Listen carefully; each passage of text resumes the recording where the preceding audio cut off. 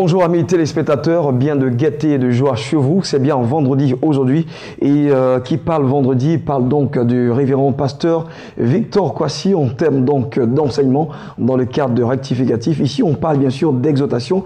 Nous nous enseignons, on parle, on écoute et si nous mettons en pratique, c'est sûr que nous voyons un résultat assez probant. Alors aujourd'hui on va parler donc de ce temps précieux. Oui, le temps précieux, c'est donc la thématique qu'il va donc développer tout à l'heure dans le cadre de rectificatif. Et puis juste après lui, il y a des annonceurs à recevoir dans la deuxième partie de notre magazine qui est baptisé Espace Annonce. Alors d'ores et déjà, nous partons pour les jingles pour recevoir notre révérend pasteur Victor Kwasi.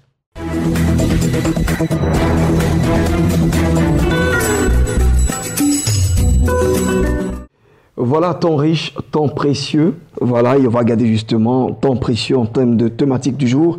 Bonjour, serviteur de Dieu. Bonjour, Blessing. Bienvenue. Merci. Je veux justement être enseigné sur le temps. Oui, absolument. Le temps, comme souvent certains le disent, c'est un autre nom de Dieu. Yes. C'est le temps qui nous permet de pouvoir définir un devenir et une destination. Un jour, un frère m'a fait une démonstration. J'étais en train de parler aux jeunes et je leur disais que la Bible dit dans Ephésiens 5,16 « Rachetez le temps car les jours sont mauvais ». Et dans d'autres versions, ils disent « Mettez à profit le temps qui vous est imparti ». Et ce monsieur me fait une belle démonstration. Il dit celui qui dort 8 heures par jour, qui a 75 ans à vivre, aura dormi 25 ans de sa vie.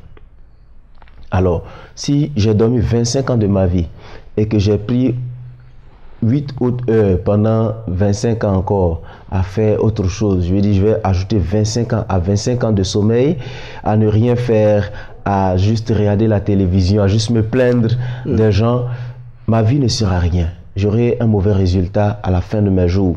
Alors nous devons racheter le temps. Aujourd'hui, je vais parler dans une perspective assez précise. Il y a une je dis, c'est pas si c'est devenu un adage ou bien une phrase qui me choque aujourd'hui en ce qui concerne les jeunes. Ils disent jeunesse sacrifiée. Comprenez? Souvent je dis, pour que la jeunesse soit sacrifiée, il faut qu'il y ait quelqu'un qui l'ait offerte à cette jeunesse-là. Donc, c'est malheureusement une fois, j'ai parlé ici de transmettre, d'enseigner les jeunes.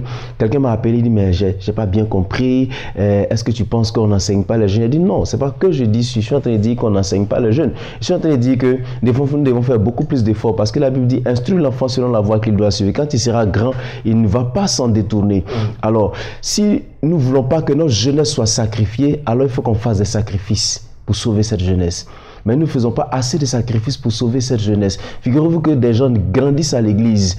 Il y a 10 personnes qui grandissent à l'église et 10 personnes qui ne sont même pas encore converties, qui cherchent encore à savoir qui est le Seigneur. Je veux dire, quand je dis grandir à l'église, je n'ai pas dit qu'ils ont 30 ans avant de venir à l'église. Ils ont 2 ans.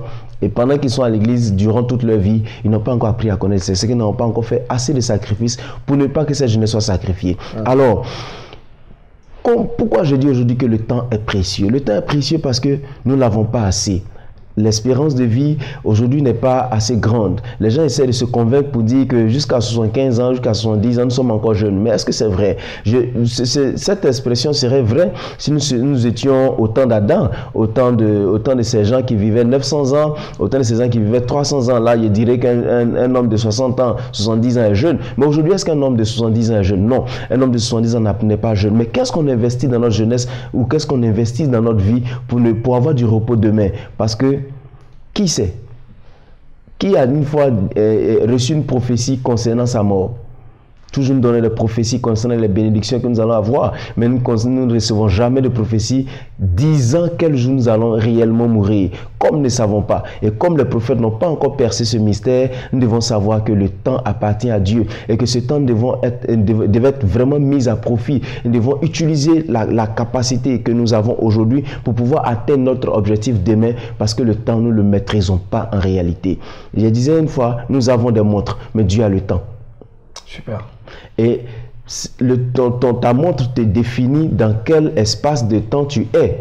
mais c'est Dieu qui maîtrise le temps. Alors, je veux m'adresser directement aux jeunes pour terminer, pour dire que la jeunesse n'est pas une carrière, comme on a l'habitude de dire. Et la Bible dit, réjouis-toi dans ta jeunesse, fais ce qui est bien, mais tu seras appelé en jugement. En fait, cette expression signifie que tu devras rendre compte un jour, mais tu ne rendras pas compte seulement à Dieu, tu rendras compte aux gens de ta société, tu rendras compte à tes enfants de ce que tu auras fait de ta vie, et enfin tu rendras compte à Dieu de ce que tu auras fait de ta vie spirituelle, tu auras fait de l'esprit qu'il t'aura donné. Alors le temps qui nous est imparti étant limité, vraiment limité, nous devons faire un effort pour pouvoir rendre un bon compte à Dieu quand il sera temps. Mais est-ce que c'est pas pour cette raison qu'il y a aujourd'hui la génération pressée? Non, quand on dit génération pressée, cherche à rattraper, à racheter le temps. Non, en fait, moi j'aime pas bien cette expression génération pressée. En fait, il faut savoir que le temps a évolué. Et les gens qui avaient le retard d'hier n'est pas la même circonstance que les gens vivent aujourd'hui. Donc la jeunesse n'est pas pressée. C'est parce que les vieux n'ont pas pu enseigner les jeunes sur comment utiliser le temps et l'évolution de leur temps. Merci.